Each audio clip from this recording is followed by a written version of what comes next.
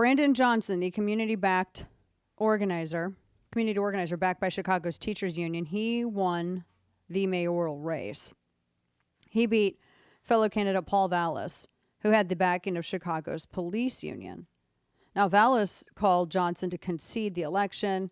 He says that, hopefully better days are on the horizon. They're not. And this is all to replace Lori Lightfoot.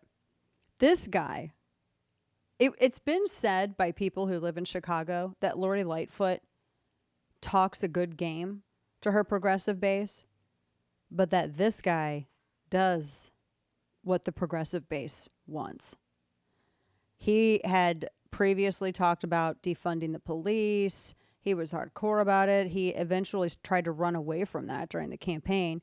He wants to raise taxes and spend it on social projects that he thinks, spending money on people is going to be what reduces crime. I don't know how that works, but now Johnson says he's going to promote 200 new detectives. He said he's going to try to deal with the crime issue, the crime epidemic. I just don't know how this is going to work. It seems like they traded, they went from the frying pan to the fire. That's what it seems like. That's bad. Super bad.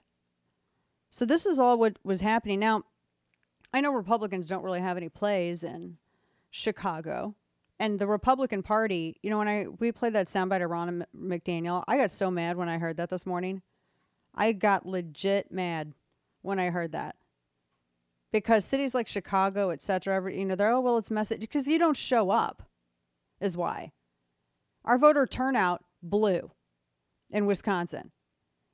I would imagine that, if there was a really good ground game and people really focused on Illinois, you could seed that and you could eventually, look, if Democrats can flip Colorado in 2 election cycles, don't tell me, because that was, for 63 years, Republican ran. Don't tell me that it can't be done for Illinois. You have to have the will.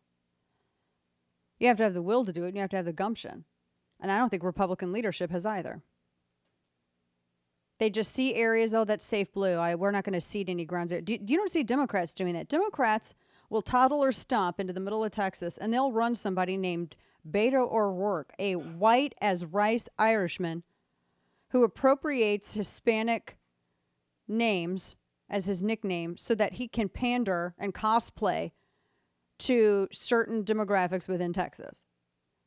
And they are proud of it. They run someone like him. They'll run someone like Wendy Davis. They do not bat an eye at it. And they'll keep doing it. They'll run a failed candidate 2 and 3 times. Because they don't care how it looks. They only care about registering voters. They only care about priming the ground for the crop. That's all they care about.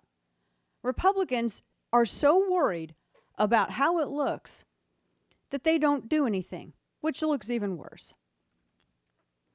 Now, I was thinking today how I pretty much loathe almost everyone and everything in politics. And after watching the way that some of this stuff went yesterday, I felt completely vindicated in those feels.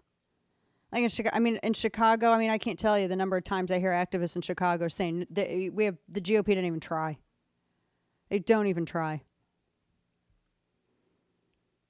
And now, we have this situation.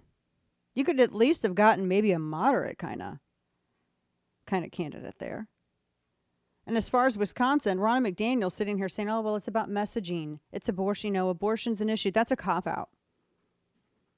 Republican leadership are trying to say that, our messaging on abortion, abortion's still a big issue. That is it's a dodge to hide laziness.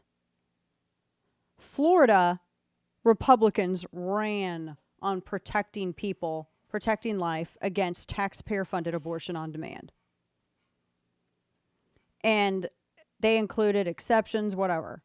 They ran on life. And they won by a historical margin. There is not a Democrat in statewide elected office in Florida today. It hasn't been like that for 100 years or more. Republicans won Miami-Dade. They won Palm Beach counties.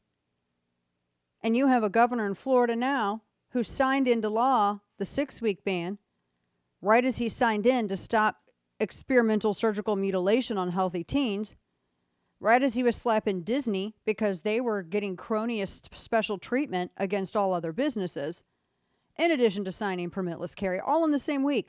So it's not about messaging. It's about the will to do it.